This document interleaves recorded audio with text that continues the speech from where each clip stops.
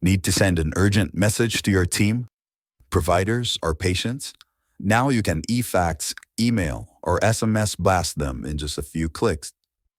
Our new announcement blast feature makes it easy to send mass messages to different groups, whether it's your internal team, providers, or patients.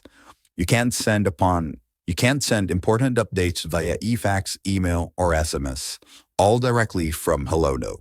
So let's go to HelloNote to see how it works. On your sidebar menu, go down to Announcement. So from here, we can see the following section. We have Send, Templates, London names over here, and a field where you can type the announcement that you're going to send. Under Send, you can select the recipients. It could be an email sent to patients, providers, send an SMS to providers or patients, and fax. Let's try creating an email blast to providers. Please note that these are dummy accounts, and the names that you see here are fictional for the purpose of this demonstration.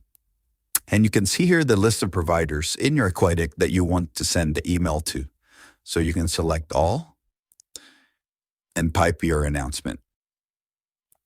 And I'm going to tell everyone about the HelloNote's announcement blast feature. Before I send it, I could also say that this is a template. And then I could give it a template name.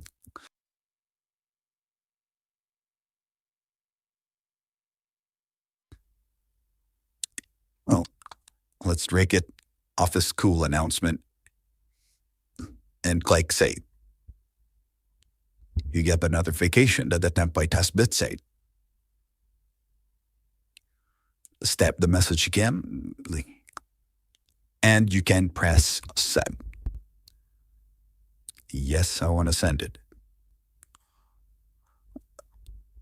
And it will say that the announcement has been queued. For you to review the template, if you want to use the same announcement again, you can go to your template, and then let's look for Office Tool announcement, and the message that we used automatically pop up.